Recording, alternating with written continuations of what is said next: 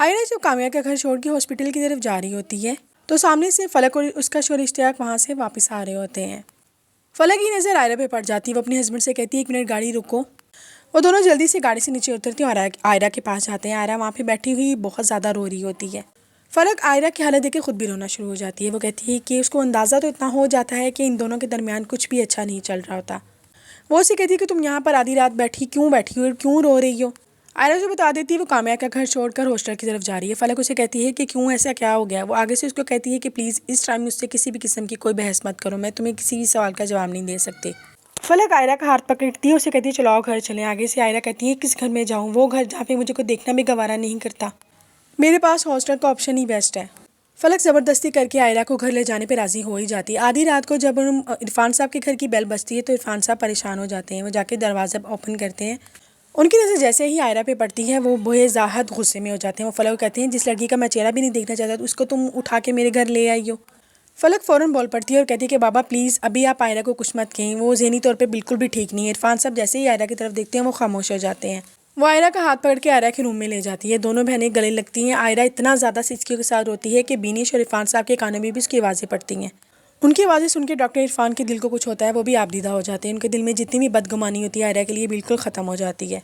इरफान साहब बिनिश को कहते हैं जाओ तुम आयरा के पास जाओ, देखो उसको क्या मसला है। बिनिश उसके बाद आयरा के कमरे में चले जाती है। दूसरी तरफ फारिया खावर को कॉल करती है, उसे कहती है अगर तुम आयरा को दोबारा हासिल करना चाहते हो तो कुछ दिन तक आयरा के घर चली जाओ, क्योंकि आयरा और कामयाब के दरमियान लड़ाई हो चुकी है और आयरा अपने घर वापस चली गई है।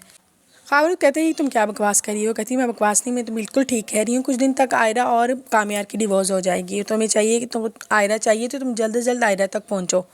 देखा जाए तो खावर को भी आयरा चाहिए ही होती है। वो उसकी बात मान लेता है और कहता है कि ठीक है मैं उसकी तरफ चला जाऊँगा। दूसरी तरफ कामयाब को अपनी गलती का एहसास होना शुरू हो जाता है। उसने अब तक आयरा के साथ जैसा भी बिहेव रखा है उसे नहीं रखना चाहिए था, क्योंकि वो उसी की खातिर तो अपनी फैमिली और सबको छोड़ के उसके पास आई थी और उसने उसके साथ क्या किया। और वो आयरा को टाइम देने के बजाय फारिया जैसी घटिया लड़की के साथ अपना टाइम स्पेंड करता रहा। नेक्स्ट डे कामयाब अपने दादों के रूम में जाता है और दादों से बात करता है। कहता है कि मैं आयरा को बहुत ज़्यादा मिस करता हूँ, लेकिन वो मुझे फिर भी छोड़ के चली गई है। उसकी दादो कहती है ये सब कुछ तो होना था। अगर तुमने आयरा को जिस तरह इग्नोर किया, दूसरी लड़कियों के साथ घूमते फिरते रहे, तो ये सब कुछ तो होना ही था। तुम्हें अपनी गलती को एक्सेप्ट कर लेना चाहिए। कामयाब कहता है कि दादो मैं इसको सॉरी करूँगा, उसको मना के वापस ले आऊँगा और कभी भी ऐसा काम नहीं करूँगा कि आयरा मुझसे कभी भी दूर हो।